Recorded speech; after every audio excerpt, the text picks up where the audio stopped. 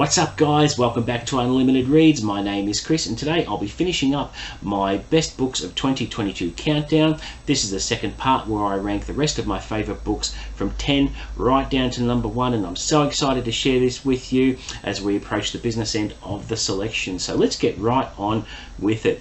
Coming in at the number 10 spot we have The End House by Michael Robertson Jr. This book was fantastic. Michael actually took the bad house trope and flipped it on its head and did something very, very original, because let's face it, the bad house trope has been done to death over the decades, but Michael actually managed to come up with something new. It was about the main character, Declan Scheider, who purchases a house, a secluded house in the country, which has a lake and a pier and a boat, the whole box and dice.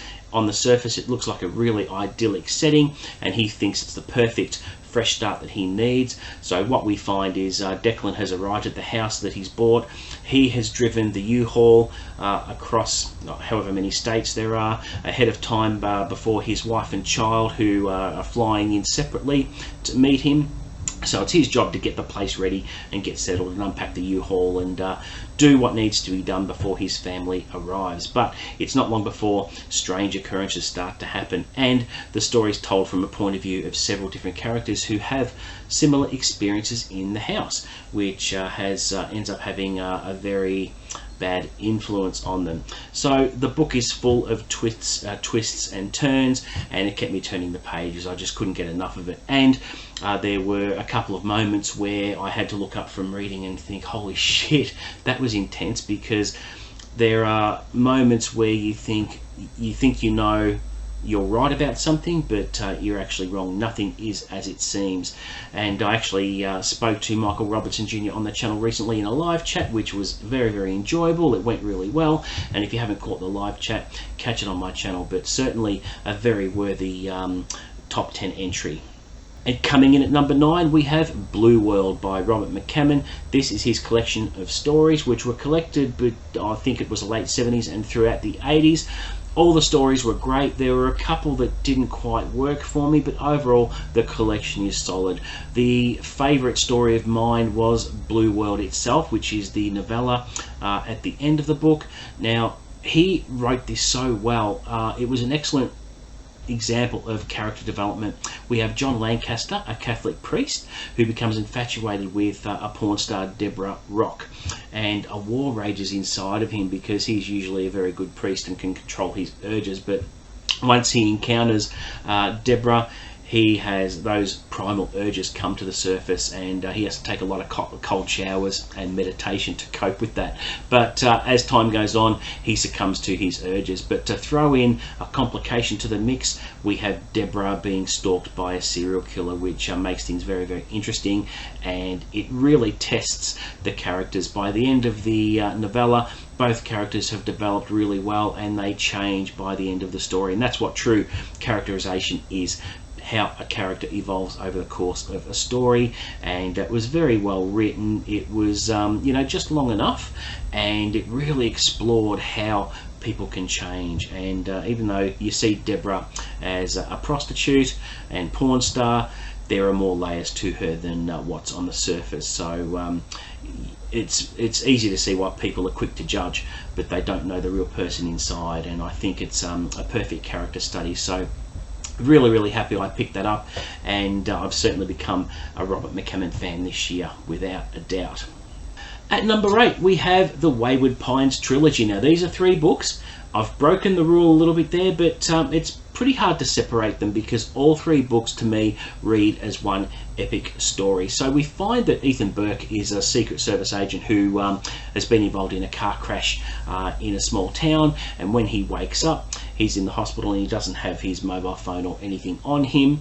And as time goes on, this peaceful little town looks really, really sweet and innocent on the surface, but lurking beneath the surface are secrets, and big revelations are revealed throughout the course of the story. He can't make contact with his wife. It's as if the town is cut off from everything else, and when people try to leave the town, they come around in a loop, and they don't actually leave the town, they come back into the town. So it's like like a Twilight Zone episode where you think you're leaving town and it just loops around and you come back in, so there's no escape. But there's a terrifying truth to the whole story. You find out with the trilogy, he doesn't leave you hanging with the first book. You get plenty of answers in the first book, the second book, and the third book, so it keeps you interested.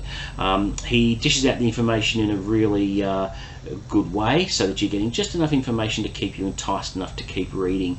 And the writing style was very good. It was very engaging, and these are the books that actually got me hooked onto Blake Crouch.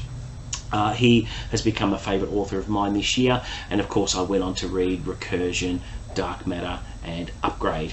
It didn't take me long to get through those books either.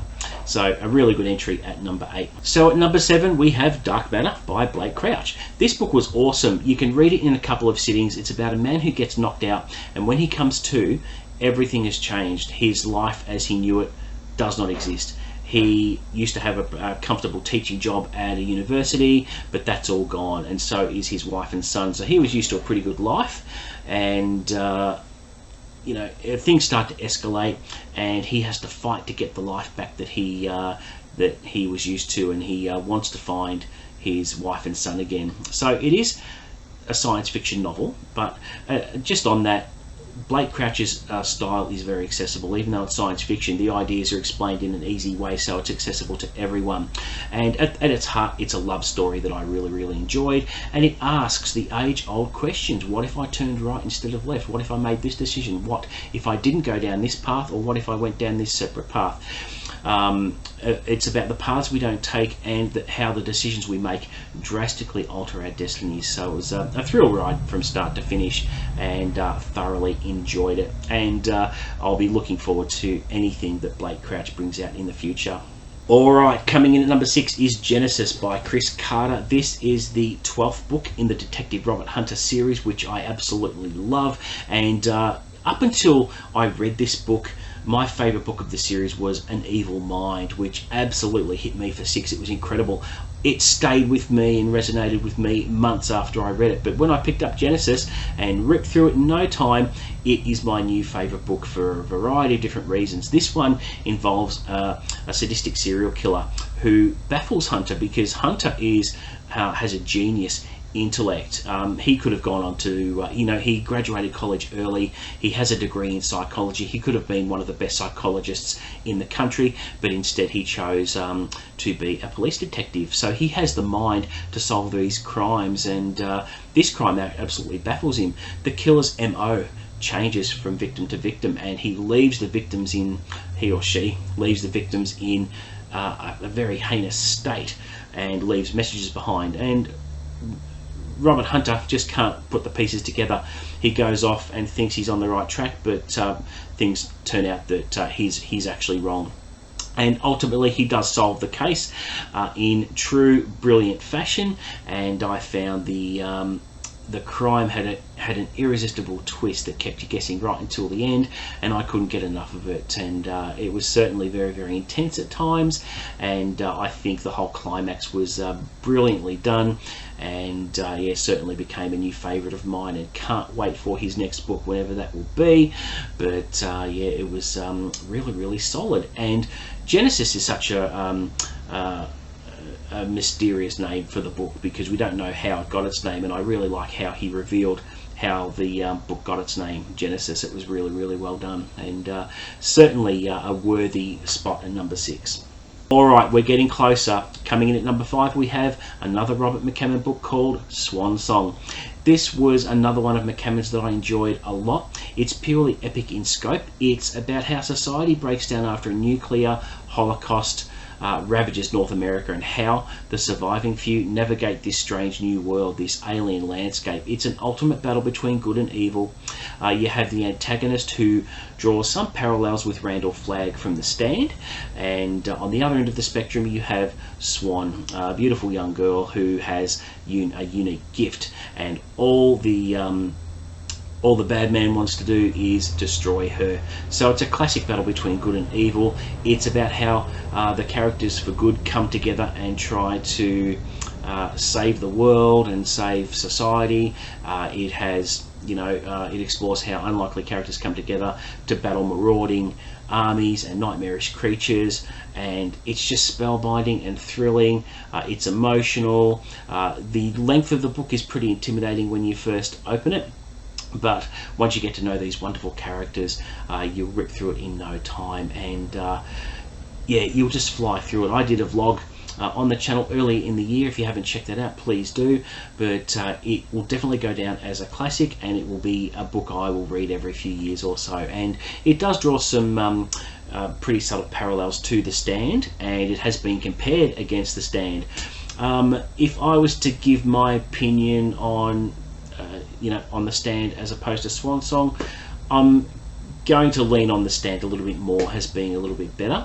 But that said, Robert McCammon's book was really, really good, and it is very well respected, and people rave about it for very good reason. So it is a very, very solid book, and if you haven't picked it up, I suggest you do, and I'd be very surprised if you didn't enjoy it. Coming in at number 4, we have Recursion. Yes, it's another Blake Crouch book, and both him and McCammon are doing very well in my listing this year, aren't they? But for very good reason.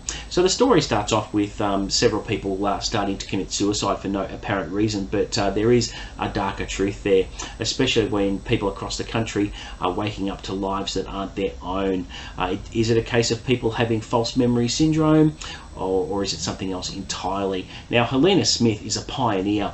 She has developed a frightening new technology where it allows people to access memories that they have lost. So you can imagine the effect it would have on Alzheimer's and dementia patients, where they can access that first kiss or that first happy memory of their life, because someone who's got dementia, it's a horrible disease, and the motive here is pretty noble and could change the world. But as a result of the experiment, there are other ramifications that come out of the research, which is very, very dangerous. It's a very, very frightening new technology. It was nail-biting and it was intense, and yep, for a Blake Crouch book, again, I couldn't put it down. You could read it in 2 sittings in no time flat, and certainly enjoyed that a lot. And now we're getting to the business end of the proceedings. Coming in at number 3, we have The Godfather by Mario Puzo. This was incredible. It was a real bucket list read for me. I think everyone should read it. It is so well written that you could almost feel and experience what the characters were going through, because they're so multidimensional and so fleshed out. Now, this is about the Corleone family, who is run by Vito, who immigrated from Sicily and set up shop in New York, and their family is rivaled by the 5 other crime families of the area, and he has his son Sonny, who is the right-hand man, who is impetuous and shoots first and asks questions later, which isn't always the best way to do things, and that is pretty evident when his character story ends. And what happens later is Vito Corleone suffers a massive heart attack, and so there's no one to run the family. Now, Michael Corleone is the younger son, who has maintained a bit of a distance between himself and the criminal activities of the family. He's been a good college boy. He fought in the war, in World War II, and eventually, reluctantly, he needs to step up to the plate and take over from where Vito Corleone ruled, with respect and the flawless reputation. And for someone new to step into those massive shoes to fill, it's a huge task. And obviously the ramifications you have of that, with Michael stepping into the position, is that he doesn't have the respect of the other families because he hasn't been tested. He doesn't have the respect of all the subordinates and the enforcers and what have you, because he hasn't done anything. So what we find is a really, really good character journey for Michael, where he comes from being distanced to the family to stepping into the role, and in a series of brilliant chess moves, he lines up all his pieces in order to resolve conflicts and set up events that will ensure that the family survives into the future. But the way he does it was fantastic. There were a couple of things I didn't like about the book that I did in my review not long ago, but it's certainly a worthy number 3 pick for me, and it was certainly a life-changing book and has become a new favourite, which I'll probably read every few years as well. Okay, so we're coming down to the two final books. Now, the decision I had to make here between these two books was agonizing. I spent days procrastinating and figuring out which one was the best out of these two. They were so hard to separate. So, number 2 is Boy's Life by Robert McCammon. This came so close to getting the number 1 spot. It was damn close. But I tell you what, Corey Mackinson, what a character. This story is told through his eyes and starts with a mystery where on the milk run with his dad, he witnesses a car plunge into a lake which has a reputation of being bottomless. Corey's dad tries to save the car, but he doesn't make it, but instead he has this vision of a naked man tied at the wheel and tied to the headrest with a copper wire. And obviously that sparks the whole mystery, but that gets put on the back burner for a little while as other issues are explored. The small town that Corey lives in is Zephyr in Alabama. He needs to confront a great evil in the town and overcome a very sinister plot which is very elusive at times, but there are other events that distract you from the hidden truth, and there are times where the book was very emotional. It did make me cry 3 times, and I think the best thing about the book is Robert McCammon captures small town life very, very well. He does a really good coming of age story, which this is exactly what the book is. There are beautiful moments where he transports you back to your own childhood. When you're reading about Corey's life, you wistfully reflect on your own childhood, because as adults we forget our events in our childhood, and I think Robert McCammon captures that very, very well. There are really nice emotional moments. There's a nice a moment with Corey and his dad at the end of the book. There are touching moments between Corey and his dog Rebel, and there are magical moments as well, because there is a little bit of a hint of mysticism in the town from a local witch that on the surface she appears unapproachable, but she actually has a really good interaction with Corey, and it's really touching when he gets his new bike. And there's a little bit of supernatural magic there as well, but it just refuels your imagination that you would believe bikes could fly and all that sort of thing, and captures the innocence of childhood. And throughout the book, the central mystery is in the background until the last third of the book, where things really start to ramp up and you get to the bottom of this irresistible mystery, and the revelations that are given are incredible, and I can't resist an irresistible mystery. And talk about wolves in sheep's clothing towards the end. Anyone who's read the book know what I'm talking about here, where the culprits of the crime are ultimately apprehended, and amazing how they hid in plain sight for so long. It was really, really good. It was so well written. The characterization was great, and the revelations and the climax was absolutely perfect, and it had a perfect denouement, which was the ending of the book, where it centers on Corey as a grown-up, and he goes back to the town for a brief time. So a very, very worthy number 2 spot, and it was agonizing to choose between these two books. And if you ask me in 3 months' time if I still commit to this decision, I might have a different answer for you. That's how tight the competition was between these two books. Alright guys, here we are. We've arrived at the end. The number 1 book for the year for me, and if anyone is watching this who's been following me for a little while, there's probably no surprise here, but the number 1 spot this year for me goes to Lonesome Dove by Larry McMurtry. What can I say about this book? It is ranked number 1 on the Goodreads Western genre list for obvious reasons. It is the perfect introduction for me to get into the Western genre, which is what I want to do in 2023, and I'll be reading a fair bit of it. Now let me tell you, the start of the book is quite boring. Okay, it does take a little while to get going, because you start with meeting Gus McRae, who is an ex-Texas Ranger who now runs a cattle livery on the southern Texas border. The small town of Lonesome Dove is actually a one-horse town, and the only attraction really is the local hotel. We also get to meet Lorena, who is a local whore who has all the layers peeled back as the story goes on. She has a really good, interesting character arc. We also meet Captain Call, who is McCrae's partner, who was also a Texas Ranger back in the day, and several parts of the book allude to their past where they were really good Texas Rangers, and it fueled your interest so that you want to go and read their backstories. And I think the book is very, very sprawling and epic. It is over 800 pages. There's room to move for Larry McMurtry to explore the characters in great detail, and a lot of events happen. So McCrae and Call just go about their life until Jake comes riding into town. Now, Jake is a former Texas Ranger as well, and he feeds their imagination about greener pastures up north in Montana, and he suggests that they should do a cattle drive from Texas to Montana, which is thousands of miles. And Gus McCrae is reluctant at first, but he eventually gets talked into it. And the whole party starts on the cattle drive, including Lorena, who comes along, as well as a couple of other characters. Now, it's not a straightforward journey. They are challenged by all sorts of obstacles, not just man-made obstacles like characters and raiders and that sort of thing. Nature also is a major obstacle, and there are events that happen that you get to believe that no character is safe, and there are a few surprise deaths.